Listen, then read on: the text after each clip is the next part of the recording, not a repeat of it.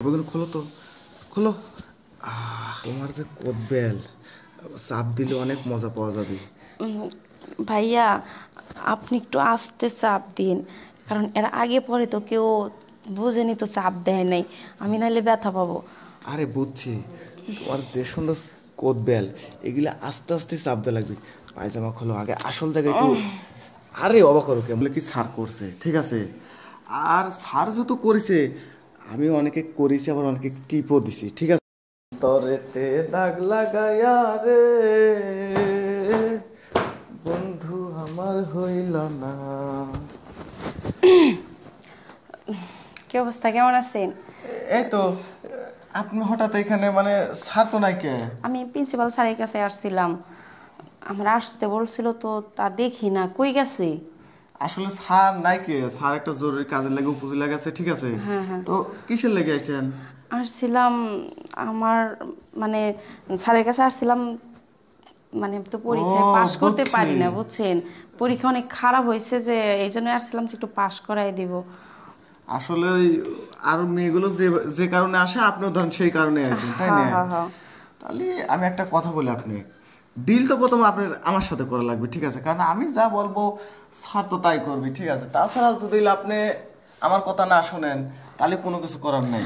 আপনি হচ্ছেন স্কুলের দপ্তরি, আপনার সাথে কি কথা বলবো? আমি সরাসরি প্রিন্সিপাল স্যারের সাথে কথা বলবো। এই যে আপনাকে একটা প্রমাণ দেখাই, এই স্যারের যত অফিসের কাগজপাতি আছে, ঠিক আছে, এগুলো সবগুলোর দায়িত্ব হচ্ছে আমার। এই মনে করেন কার রোল নাম্বার কত, কে কত পয়েন্ট পাবে, ঠিক আছে। হ্যাঁ হ্যাঁ, সব কিছু দেখাশোনা করে আমি, কারণ স্যার তো সবসময় অফিসে থাকে না। তো বুঝতে এখন পারছি। স্যারের কাছে যদি লাইছেন যে কাজটার লেগে, ওই কাজটা যদি করেন, তাহলে আমাকে একটু খুশি করলে পরে হয়ে যাবে না, সমস্যা কি? তুমি কি বোঝো না, এই স্কুলের যত মেয়ে ভালো রেজাল্ট করে, সবগুলো কি স্যার করছে, ঠিক আছে। আর স্যার যত করেছে, আমি অনেকে করেছি, আবার অনেকে টিপও দিছি, ঠিক আছে। তুমি একটা জিনিস কিসের লেগে বুঝতেছো না, বাড়ির মালিকের সাথে দেখা করবে লাগলে পারে, আগে কিন্তু তোমার সিকিউরিটির সাথে দেখা করা লাগবে, কথা ঠিক না আছে না, না?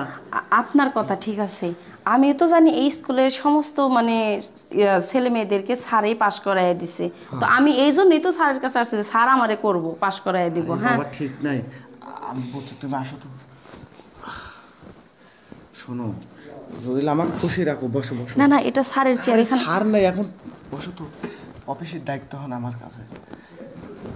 তোমার এই বড় বড় কোদ বেলগুলোর উপর আমার খুব নজর পড়ছে, ঠিক আছে। তোমাকে এই বছরও পাশ করাবো, পরের বছর পাশ করবো, কিন্তু খোলো তো, খোলো।